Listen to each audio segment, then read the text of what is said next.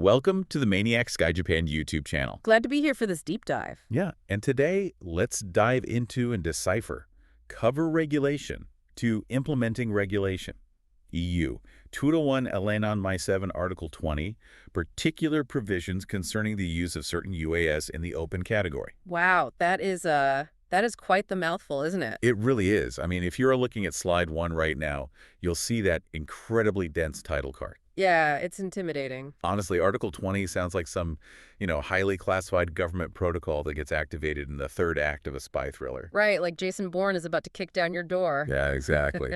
But for you, the listener sitting at home staring at your older drone, this specific bureaucratic text is actually the only thing keeping you legally in the air. It definitely has that ominous legislative ring to it. But the mission for our deep dive today is to really just reassure you. Yeah, no need to panic. Exactly. We're going to walk you through what the aviation industry calls the legacy drone loophole. The loophole. Got it. Right, because this is the specific legal mechanism designed to keep you flying safely, without requiring you to throw perfectly good functional technology into the trash just because the rulebook changed. Right, because nobody wants to turn their $2,000 drone into a very expensive, very futuristic paperweight. Oh, absolutely not. So to understand why this loophole even exists, we have to look at the sheer speed of technological innovation. It constantly outruns the speed of legislation. Always does. Moving on to slide 2. Let's see the root cause of the problem. Like, why did the EU suddenly need an Article 20? Well, the problem really started when the EU introduced Delegated Regulation 2099-945. Okay, another catchy title. Right. But what that regulation did was create the new C0 to C4 class identification labels. And these aren't just, like, cosmetic stickers, right? No, not at all. They represent a rigorous new gold standard for safety. A C label guarantees that the drone has modern safety features engineered directly into its hardware and, well, its software too. Right, so we were talking about features like active geo-awareness systems that physically prevent a drone from flying into restricted airspace around airports. Exactly, or remote identification module. Oh, the ones that broadcast the drone's position and pilot data like a digital airborne license plate? Precisely. They also mandate specific noise limits, low-speed modes, data link encryption, the works. Wow. But the dilemma is that millions of unmanned aircraft systems, UAS, or drones, as we commonly call them, they were manufactured, sold, and enthusiastically flown long before these C-label standards were even finalized. Right, so they simply lack the internal architecture to meet the new criteria. Yeah, they just don't have the tech inside them. So you have this massive fleet of perfectly capable drones already filling the European airspace, and overnight, the regulatory landscape shifts beneath them. Which is a nightmare for consumers. Yeah. It actually reminds me a lot of how governments handle classic cars. Oh, that's a good comparison. Right. Like if you own a beautifully restored 1960s sports car, it doesn't have modern crumple zones. Definitely no catalytic converter. Exactly. And it certainly doesn't have a backup camera. It would fail a modern safety inspection instantly. But the government doesn't dispatch a team to, like, seize and crush your classic car. No, they grandfather you in. They grandfather you in. They create a special legal framework that allows you to keep driving it, provided you adhere to some very strict operational conditions. That is an excellent way to conceptualize it. I mean, Article 20 is exactly that. It's the grandfather clause for the European airspace. Nice.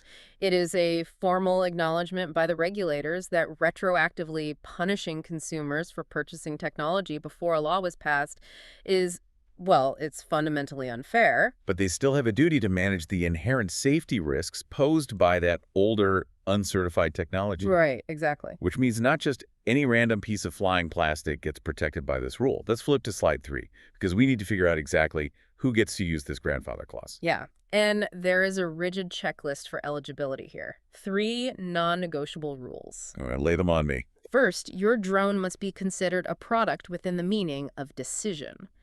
No, 768/2008 EC. Okay, let's translate that out of EU bureaucratic legalese for a moment. What does that actually look like in the real world? Right, so in practical terms, it means the drone was manufactured under a specific commercial framework for the European market. So, like, it went through an established factory quality control process. Yeah, exactly. It possesses standard CE markings indicating it meets basic health and safety directives. Simply put, it is an off-the-shelf product from a recognized manufacturer intended for general retail sale. Okay, got it. And that commercial requirement leads directly into the second rule, which is that the drone must absolutely not be privately built. Correct. Now, I have to push back on this a bit. Oh. Yeah, because I know the FPV, the first-person view racing community, is huge. You have incredibly talented hobbyists who custom build their racing drones from scratch. Oh, for sure. They are sourcing carbon fiber frames, soldering the flight controllers, programming the motor protocols themselves. Well, Why is the EU penalizing the DIY community by excluding them from this legacy framework? so it is a common misconception that DIY builders are being penalized here, but they actually aren't. They aren't. No, they just don't belong in this specific regulatory bucket. If you build your own drone from scratch, you fall under a completely different provision called Article 10. Oh, okay. Yeah, the regulators recognize that a custom soldered racing drone and a mass-produced photography drone present entirely different risk profiles. Article 20 is strictly tailored to address the millions of commercially manufactured, off-the-shelf drones that just happen to predate the new labels. That is a crucial distinction. They aren't banning the homemade drones. They are just sorting them into a different legal lane based on their origin. Exactly. Okay, that brings us to the third rule, which seems to be the absolute hard wall, and that's the cutoff date. Yes. To qualify under Article 20, this commercial off-the-shelf drone must have been placed on the market before January 1st, 2024. So if you're listening to this, think about the timeline of your own drone purchases. Yeah, check those receipts. Right. If it was a holiday gift that you unboxed in late December of 2023, you made it in right under the wire. Your drone is officially a protected legacy aircraft. And conversely, if a manufacturer tried to release a brand new unlabeled drone design onto the market on January 2nd, 2024, it would be strictly prohibited from sale. The regulatory gate has officially and permanently closed for any new legacy drones. Firmly closed, yes. So now that we know the exact cutoff date and who is eligible, where can they fly? Because on the next slide, slide 4, we see a fork in the road. Right. The open category of drone operations is usually quite flexible, allowing pilots to navigate different environments based on their training. But if you are flying a legacy drone under Article 20, that flexibility just disappears. You're boxed in. Yeah, you face a hard fork in the road, forced into one of two very strict operational subcategories.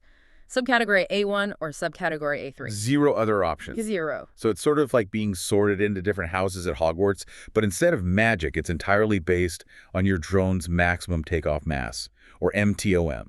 That is a very geeky but very accurate way to put it. I mean, the regulator isn't looking at your pilot's license or how many hours of flight experience you have. Your operational freedom is entirely dictated by what the aircraft weighs the moment it lifts off the ground. Exactly. The weight determines your fate. Please let me know your thoughts in the comments, leave a like, and don't forget to subscribe. Even though I'm an AI, your support really boosts my motivation to improve my pronunciation and create better content for you.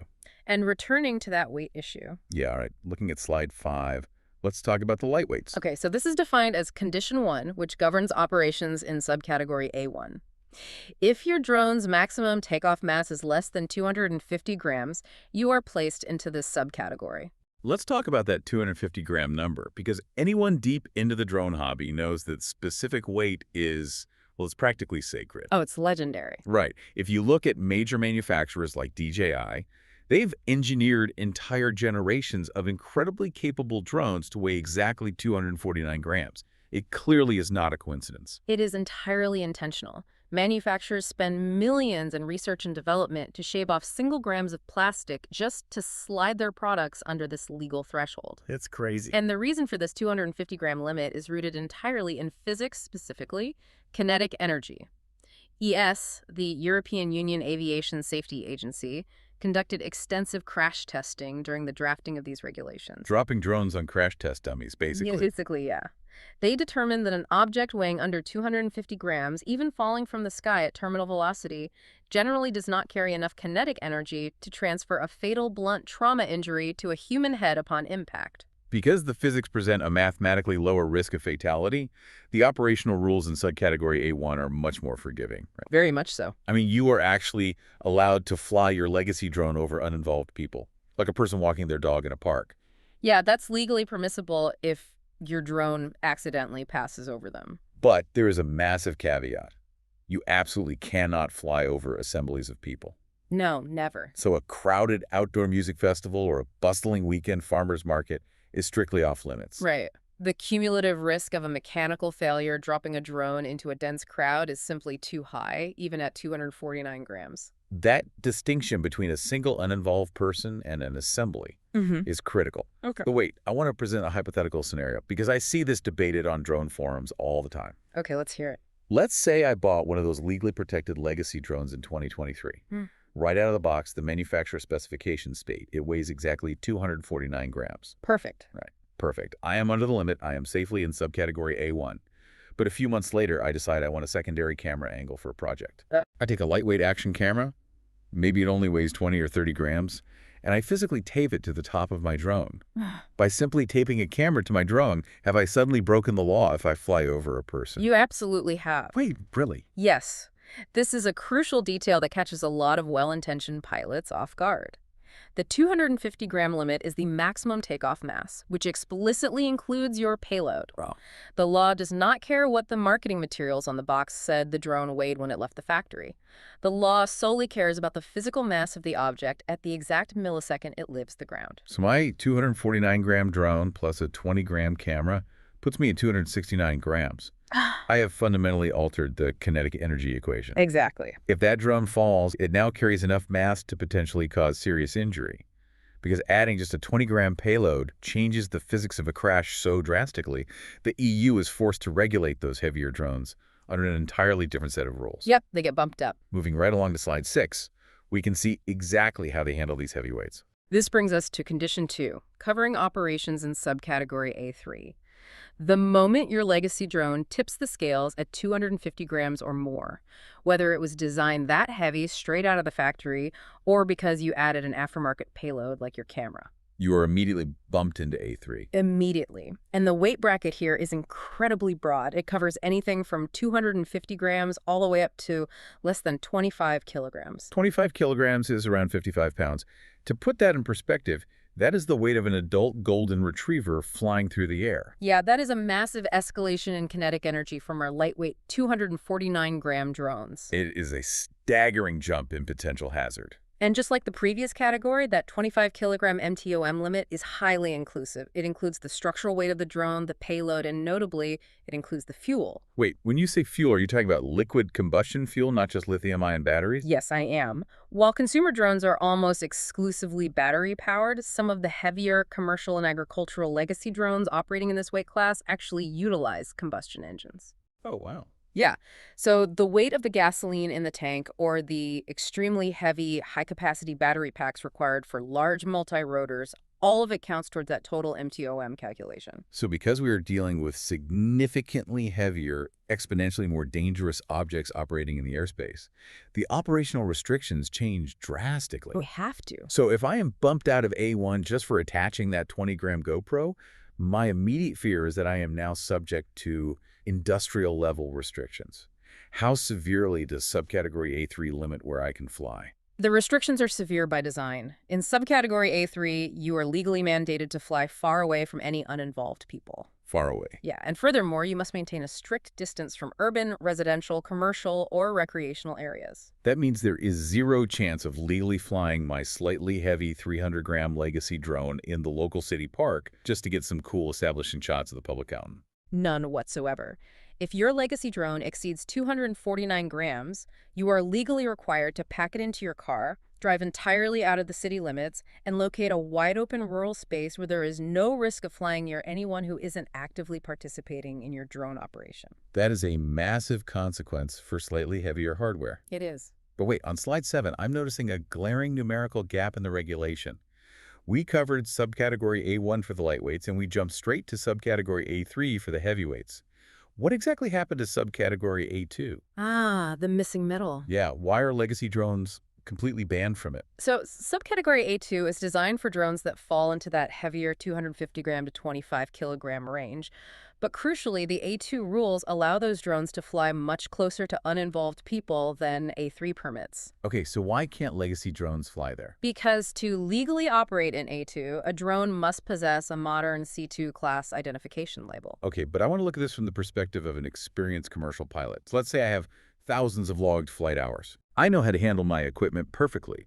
Why can't I just take an advanced competency test to prove I have the skills to safely fly my older 300-gram drone in an A2 environment, closer to people? Because in the eyes of the European regulators, this specific issue isn't about the pilot's skill. It's not. No, it is entirely about trusting the hardware. The exclusion rule exists because a legacy drone simply hasn't passed the rigorous, standardized, modern tests required for a C2 label. Right. A brand new C2 drone is legally certified to have built-in verifiable safety features like an electronically limited low-speed mode that caps the drone's velocity at 3 meters per second, Oh, I see. or highly encrypted data links that are resistant to urban signal interference. So the regulator's basically saying that no matter how good of a pilot you are, your human reaction time cannot compensate for a lack of certified fail-safe silicon inside the drone itself. Precisely. They are saying, we will allow you to keep flying your older, heavier tech so your financial investment isn't destroyed. But because we cannot mathematically guarantee that your older hardware safety systems match the new C-label standards, we absolutely will not trust that uncertified hardware anywhere near a crowd. Wow. Therefore, legacy operators of heavier drones are permanently excluded from A2. They must accept the strict distance limitations of A3. It is a harsh reality for legacy owners, but the underlying logic is incredibly sound.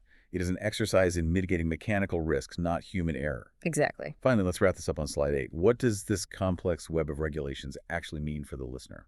Well, the big takeaway here is recognizing the delicate balancing act that Article 20 performs. On one side of the scale, it acts as a consumer protection mechanism. Right. It ensures that the financial investments individuals and small businesses made prior to January 1st, 2024 are respected.